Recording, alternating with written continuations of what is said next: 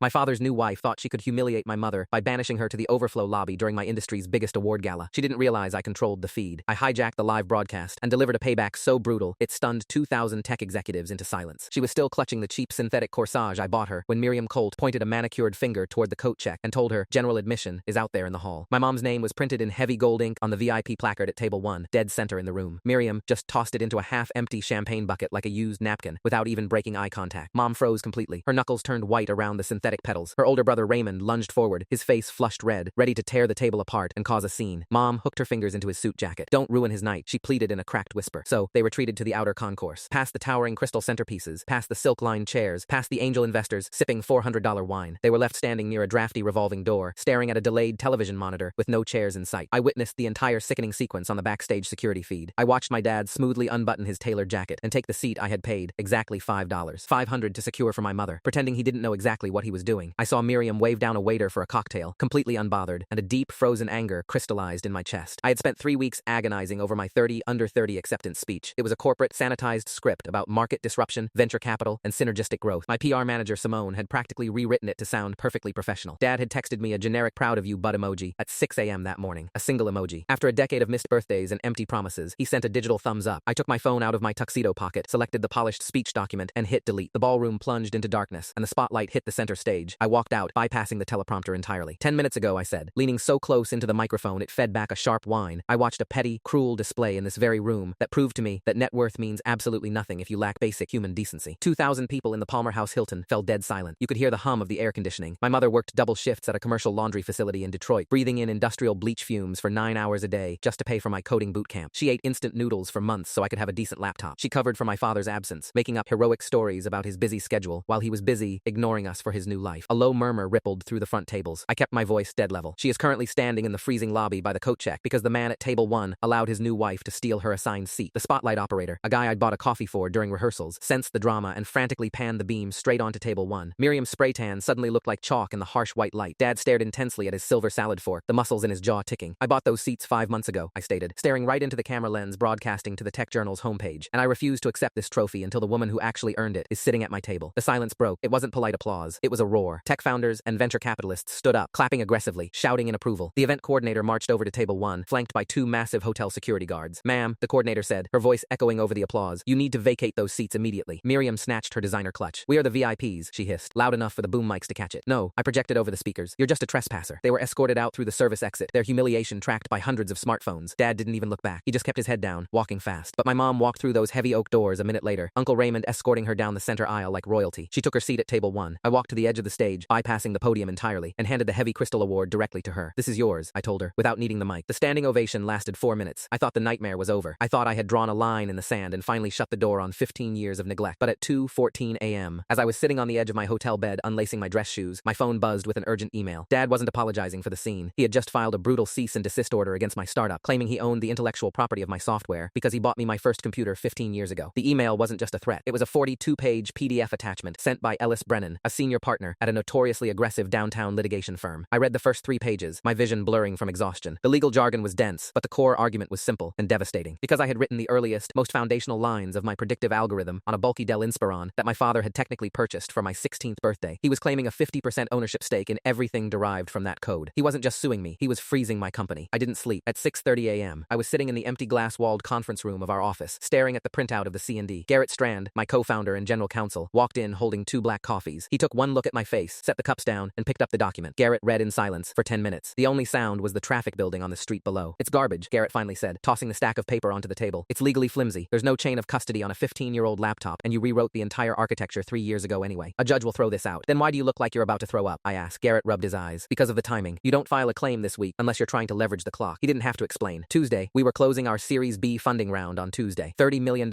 in capital injection, led by Nora Whitfield, one of the most risk-averse venture capitalists in the Valley. Nora's firm had spent 3 months conducting agonizing due diligence on our financials, our code, and our liability. A contested IP claim, no matter how ridiculous, was a red flag the size of a billboard. My phone rang at 8:15 a.m. It was Nora. I loved the speech, she said. Her voice was perfectly smooth, betraying zero emotion. It was raw. It went viral. Great optics for the brand. Thanks, Nora. I didn't plan it. I know. I also know about the filing. My stomach dropped. Nora, it's a shakedown. My father is humiliated, and his lawyers are throwing paper at us to cause a panic. Garrett is already drafting the response. It has zero merit. Merit is for juries, Nora replied coldly. My limited partners don't care about merit. They care about encumbrances. clauses. If there is a legal cloud over your foundational IP, I cannot release $30 million into your corporate account on Tuesday. The compliance team won't authorize the wire. You're pausing the round? I'm giving you until Monday at 5 p.m. to make this disappear, she said. Get him to sign a total relinquishment of rights, or we pull the term sheet entirely. I'm sorry. Business is business. She hung up. I stared at the dead phone. Without that funding, our runway would dry up in 6 weeks. We had just signed leases on server space we couldn't afford without the Series B. My father wasn't trying to steal half my company. He was trying to suffocate it. Garrett immediately called Ellis Brennan's office. He didn't yell. He didn't posture. He just asked for a sit-down. Brennan agreed, but insisted we come to his office at noon. The law firm smelled like old money and lemon polish. Garrett and I were led into a sprawling corner boardroom with a panoramic view of the city. Dad was already there, sitting at the far end of an aggressively long mahogany table. Miriam was sitting next to him, wearing a silk scarf that probably cost more than my first car. She looked completely unfazed by the previous night, sipping sparkling water and scrolling on her phone. Dad wouldn't make eye contact with me. He just stared at the legal pads in front of him. Ellis Brennan sat between them, his hands folded neatly on the table. We appreciate you coming in on such short notice, Brennan said, his tone dripping with fake corporate warmth. We understand you have a time-sensitive closing next week. We'd like to help facilitate that. Cut the crap, Ellis, Garrett said, tossing his briefcase onto the table. This is extortion. You know the claim on the hardware is unenforceable. You're weaponizing our funding timeline. Brennan smiled faintly. My client provided the essential capital and hardware necessary for the inception of the technology. We believe a court will find that constitutes a joint venture. But given the family dynamics, my client is willing to settle this quietly today. How much? I asked, my voice flat. Dad finally looked up. His eyes were cold. It's not just money. You humiliated Miriam. You embarrassed me in front of my peers. You did that to yourselves, I said. Miriam leaned forward, setting her phone face down. We want 15% equity, non-dilutable, and a board seat. I actually laughed. It was a sharp, bitter sound that echoed in the large room. A board seat? For what? So you can oversee our catering budget? Garrett put a hand on my arm to stop me. Absolutely not, Garrett said to Brennan. We will offer a one-time cash settlement of $50,000 to cover your legal fees and make you go away. That's the only offer. Brennan didn't blink. He reached into his leather portfolio and slid a single sheet of paper across the polished mahogany table toward us. It was a sworn, notarized affidavit. You're right that a 15-year-old laptop is hard to trace, Brennan said softly, which is why we aren't just relying on hardware receipts. We have a witness who can testify that the core algorithm was not rewritten 3 years ago, but simply copied from the original, contested source code. I pulled the paper closer. I read the signature at the bottom, and all the air left my lungs. The signature belonged to Callum Ashby. Callum was my college roommate. He was the guy who sat in the dorm room with me, drinking cheap beer and ordering pizzas while I built the first iteration of the software. I had brought him on as an early collaborator, but he washed out 2 years ago. He didn't have the work ethic, and he started showing up to investor pitches hungover. I fired him, gave him a generous severance package, and hadn't spoken to him since. Dad had found him. Dad had bought him. Callum is lying, I said, my voice trembling with a terrifying, violent anger. He wasn't even in the room when I refactored the database. This is perjury. It's a sworn statement from a founding team member, Brennan corrected smoothly. If Nora Whitfield's compliance team sees this affidavit, they won't just pause the funding. They will terminate the relationship permanently. Now, 15% and a board seat. Or, I email this document to Nora at 3 o'clock. I looked at my father. He wasn't angry anymore. He just looked satisfied. He had finally found a way to win. I stood up, pushing my chair back so hard it slammed into the credenza behind me. Garrett grabbed the affidavit, his face grim, and followed me out of the room. We didn't say another word. We took the elevator down to the lobby in total silence. When we hit the street, the midday sun felt blinding. Can we fight the affidavit? I asked Garrett. In court? Yes, easily, Garrett said, pacing the sidewalk. We have the commit logs. We can prove exactly when the code was written and who wrote it, but it will take 6 months of discovery to get in front of a judge. We have until Monday at 5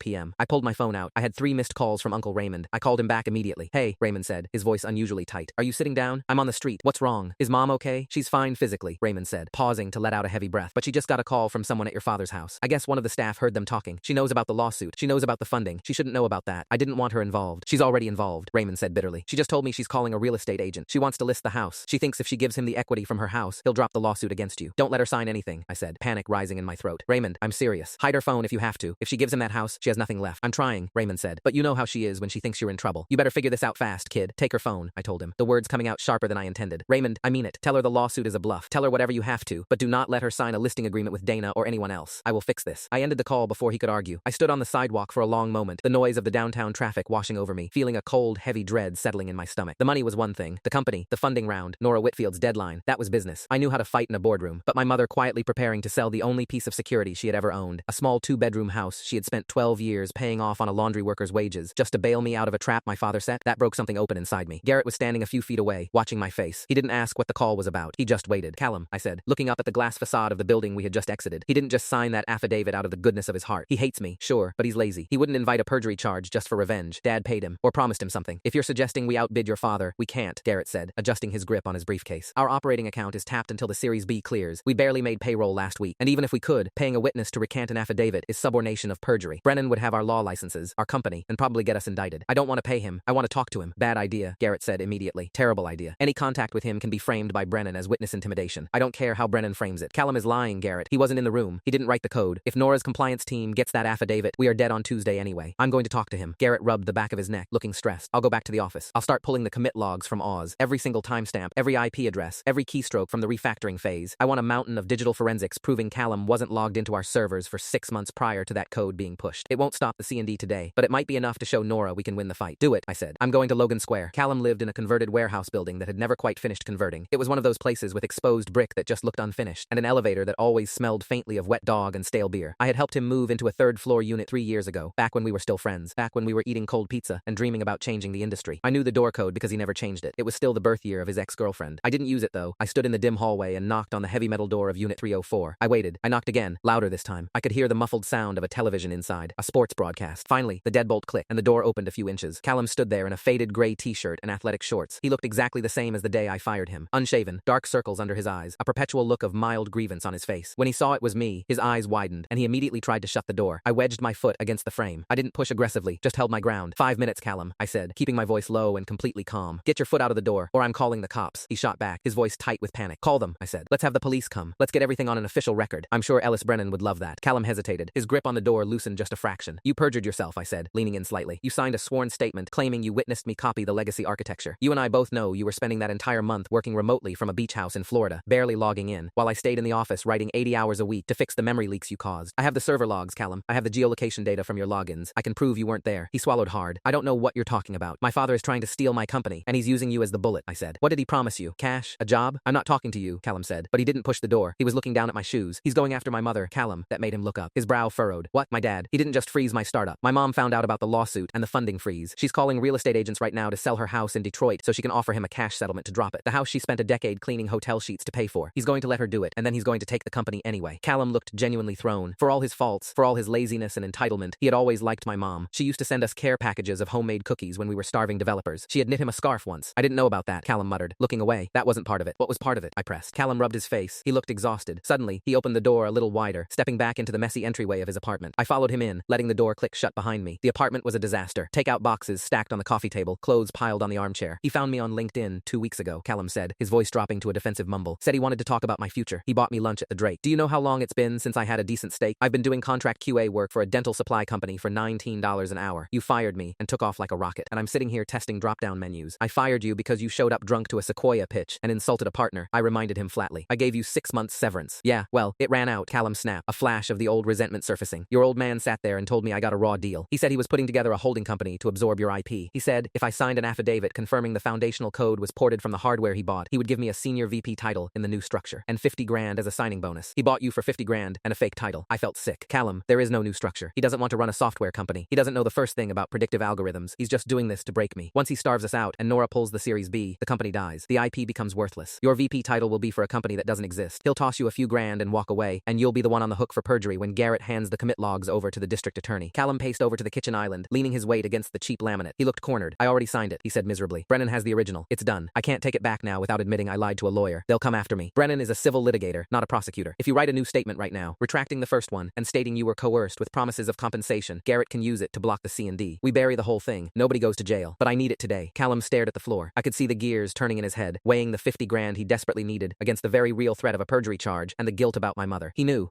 Callum said suddenly, looking up. Knew what? Your dad. He knew about the deadline. Callum crossed his arms, looking defensive again. When we were at lunch, before the gala, before everything blew up, he already knew about Nora Whitfield. He knew Tuesday was your closing date for the Series B. I froze. The ambient noise of the apartment seemed to vanish. What did you say? I asked quietly. He told me the timing had to be perfect, Callum said, shrugging nervously. He said, we file the C&D on the weekend, let them sweat on Sunday, and by Monday morning, Whitfield's compliance people will panic and pull the 30 million. He knew the exact dollar amount. He knew the lead investor's name. He had it all mapped out before you even gave that speech. A cold wave washed over me, chilling me to the bone. The due diligence for a Series B is a notoriously secretive process. The term sheets are watermarked. The data rooms are locked behind multi-factor authentication. My father was a wealthy man, but he was in commercial real estate, not venture capital. He didn't run in Nora Whitfield's circles. There was absolutely no way he could have known the exact closing date, the investor's identity, and the funding amount unless someone inside the deal had handed it to him. The gala wasn't the catalyst. The C&D wasn't a sudden angry reaction to me humiliating Miriam and giving the award to my mother. It was a premeditated execution. He had been planning to torpedo my company and steal my life's work while texting me generic proud of you emojis. He had orchestrated the entire trap weeks in advance, waiting for the perfect moment to spring it when I was fully leveraged and hours away from closing. Callum, I said, my voice barely more than a whisper. Did he say who told him? Did he mention a name? No, Callum shook his head. He just had a folder, a manila folder with printed emails. He showed me one of them to prove he was serious. It had your company logo at the top, internal stuff, financial projections. Someone in my own camp was feeding my father the ammunition to destroy me. I need you to sign a retraction, I said, my tone shifting from desperate to absolute ice. Right now. You write it out by hand, take a picture of it, and send it to my email. Then you pack a bag and go stay with your parents in Ohio for for a week. Do not answer any calls from Ellis Brennan. Callum looked terrified by the shift in my demeanor. And